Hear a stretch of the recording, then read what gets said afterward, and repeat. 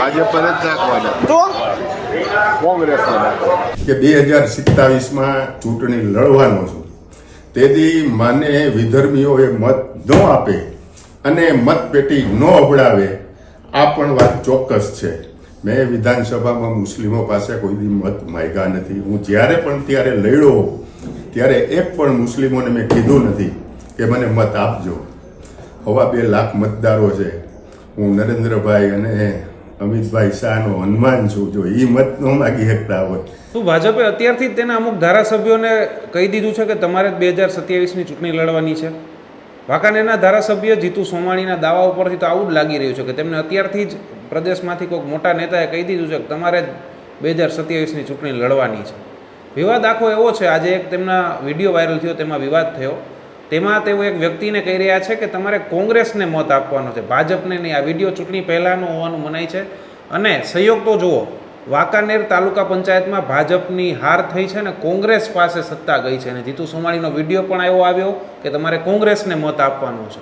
એટલે કે શું ભાજપને હરાવવામાં જીતુ સોમાણીનો જ કોઈ હાથ છે તેવો સવાલ છે તે આ વિડીયો ઉપરથી ઉઠી રહ્યો છે. પરંતુ જીતુભાઈ સોમાણી છે, તેમણે ખુલાસો કર્યો ને ખૂબ મોટો ખુલાસો કર્યો કે આ તો વિધર્મીઓની ગામની વાત હતી, તેઓ તો કોઈ દી ભાજપને મત આપતા જ નથી, એટલે તેઓ ટીખળ કરવા આવ્યા હતા. ને મેં એ રીતને એને જવાબ આપ્યો છે કે તમારે કોંગ્રેસને મત આપવાનો છે, અમારે તમારા મત નથી જોઈતા, ભાજપને મત નથી જોઈતા. હું તો 20 વર્ષથી કહેતો આવું છું. અને બીજા પણ કેટલાક દાવા કરે કે હું તો નરેન્દ્રભાઈ મોદી અને અમિતભાઈ શાહનો હનુમાન છું.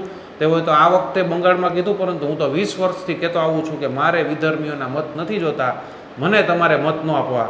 આવો સાંભળીએ જીતુભાઈ સોમાણીએ શું કહ્યું. કે 2027માં ચૂંટણી લડવાનો છું, તેથી મને વિધર્મીઓએ મત ન આપે અને મતપેટી ન અબડાવે, આ પણ વાત ચોક્કસ છે.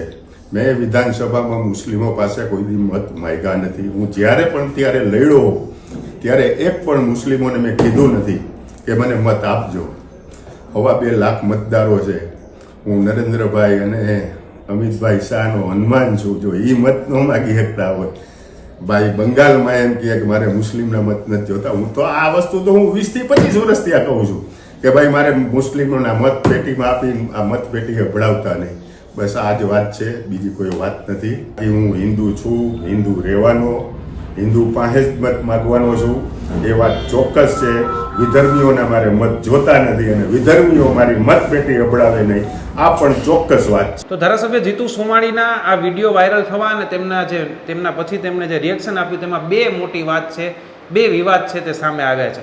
એક તો એ તેમણે જે દાવો કર્યો કે 2027માં હું જ લડી રહ્યો છું, તેમાં બે વાત હોઈ શકે. એક તો કે તેમને કોઈ પ્રદેશમાંથી અથવા કોઈ મોટા નેતા કહી દીધું છે કે તમારે જ લડવાનું છે, કે તેઓ આ વાત ઉપરથી પ્રદેશમાં અથવા કહી રહ્યા છે કે મારે લડવાનું છે, મને ટિકિટ આપજો. આ બેમાંથી કોઈ એક વાત હોઈ શકે.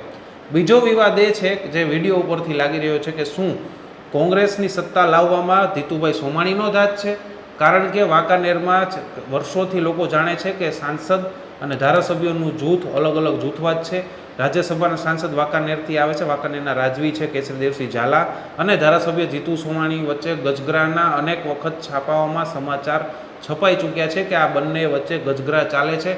અને આ વખતે એવી વાત સામે આવી હતી કે એવી ચર્ચા થઈ રહી હતી કે જે તાલુકા પંચાયતની જિલ્લા પંચાયતમાં ટિકિટની વહેંચણી થઈ છે તેમાં મોટા ભાગે કેસરીદેવસિંહ ઝાલા છે તેમનું ચાલ્યું છે ને તેમના કહેવાયેલા લોકોને ટિકિટ મળી છે, તેવી ચર્ચાઓ અનેક વખત સામે આવી ચૂકી છે. એટલે કે શું કેસરીદેવસિંહ ઝાલાના કહેવાથી જે લોકોને ટિકિટ મળી હતી એટલે તેમનું પ્રદેશમાં તેમની છાપ ઓછી કરવા શું જીતુ સોમાણીએ ભાજપને જ હરાવ્યું? તે એક મોટો સવાલ છે તે અહીંયા ઊભો થઈ રહ્યો છે.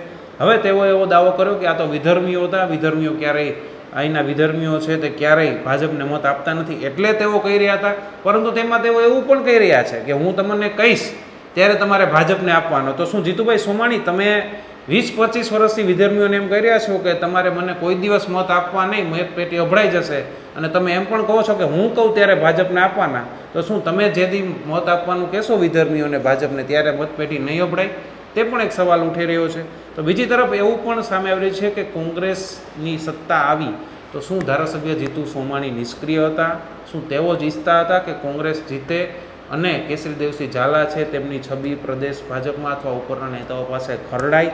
આ તમામ બાબતો એક ચર્ચા છે, પરંતુ આવી ચર્ચાઓ સતત આવતી રહે છે, છાપાઓમાં પણ આ ચર્ચાઓ છે તે સતત સાંસદ જૂથ અને ધારાસભ્ય જૂથ વચ્ચે ગજગરાના અનેક વખત સમાચારો પણ આવી ચૂક્યા છે. હવે આવનારા 1 થી 1.5 વર્ષની અંદર વિધાનસભા 2027ની ચૂંટણી છે. તેમાં ધારાસભ્ય જીતુભાઈ સોમાણીનો દાવો કેટલો સાચો પડે છે જેવું મહત્વનું રહેશે. શું ભાજપ જીતુભાઈ સોમાણીને જ ફરી ટિકિટ આપે છે કે પછી 1 થી 1.5 વર્ષની અંદર કોઈ નવા ચહેરાની શોધ કરે છે તે જોવું મહત્વનું રહેશે.